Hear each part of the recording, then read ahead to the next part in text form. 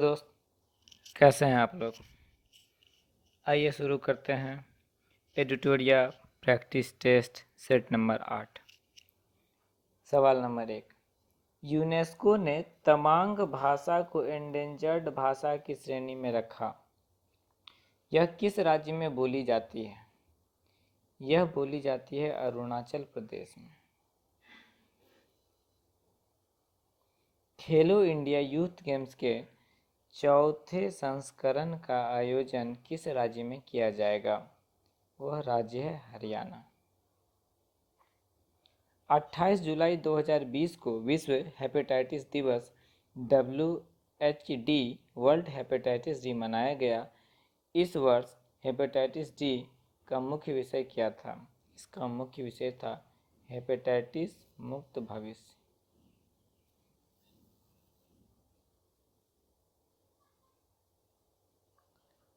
हाल ही में वरिष्ठ नागरिकों को सुरक्षित रखने के उद्देश्य से सुरक्षित नाना नानी और दादा दादी अभियान की शुरुआत की गई।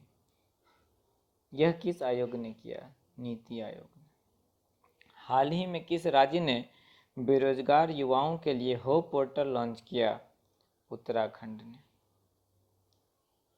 हाल ही में किस राज्य केंद्र शासित प्रदेश की सरकार ने शराब की MRP पर स्पेशल कोरोना फी लगाने की घोषणा की? दिल्ली। हाल ही में चर्चा में रहा नेत्रावली वन्यजीव अभयारण्य किस राज्य में है?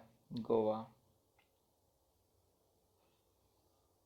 हाल ही में किन दो राज्यों के बीच भारत की पहली श्रमिक ट्रेन चलाई गई? तेलंगाना झारखंड। कश्मीर कवरेज के लिए निम्न में से किसे 2020 के प्रसिद्ध पुलित्जर पुरस्कार के लिए चुना गया? इसमें 3 लोगों को चुना गया, डार यासीन, मुख्तार खान, चेन्निया ने। ऑप्शन नंबर डी उपर्युक्त सभी। किस बैंक ने हम हार नहीं मानेंगे शीर्षक के साथ एक नया गीत जारी किया है? HDFC। भारत और ब्रिटेन के मध्य किस संयुक्त युद्धाभ्यास का आयोजन 13 फरवरी 2020 को किया गया? यह है Ajay Warrier. Option number B. NRC का पूर्ण रूप क्या है? इसका पूरा नाम है national register of citizens. Option number B. उड़ान योजना के तहत कितने नए हवाई अड्डे का निर्माण किया जाएगा? 100। कृषक नवोन्मेष कोष की स्थापना किसने किया है? ICAR ने। किस वर्ष का बजट भाषण इतिहास का सबसे लंबा भाषण रहा? वह है 2020, जिसे निर्मला सीतारमण जी ने प्रस्तुत किया। हाल ही में अरुणाचल प्रदेश में पहला हिंदी समाचार पत्र लॉन्च किया गया, जिसका नाम है अरुण भूमि। भारत में कुपोषण के विरुद्ध जागरूकता फैलाने के लिए संयुक्त राष्ट्र द्वारा किस अभियान की शुरुआत की गई? वो अभियान है फीड आवर फ्यूचर। निमोनिया के कारण बाल मृत्यु दर को कम करने के उद्देश्य से केंद्रीय स्वास्थ्य एवं परिवार कल्याण मंत्रालय द्वारा हाल ही में किस योजना का शुभारंभ किया गया? वो योजना है सांस अभियान। हाल ही में किस भारतीय अभिनेता को गोल्डन ड्रैगन अवार्ड से सम्मानित किया? नवाजुद्दीन सिद्दीकी। वर्ष 2019 के लिए किसे नेल्सन शरणार्थ पुरस्कार से सम्मानित किया जाएगा? अजीज बजेक असुरोव। UGC द्वारा सभी विश्वविद्यालय को कब तक डिजिटाइज करने का लक्ष्य रखा गया है? 2020। जिन्ना और पाकिस्तान के लेखक कौन है? स्टैनले वालपॉट। पहली बार किस भारतीय क्रिकेटर ने 100 अंतर्राष्ट्रीय T20 मैच खेलने का रिकॉर्ड बनाया?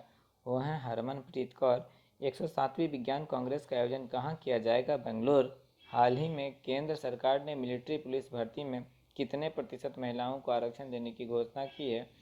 वह 20%।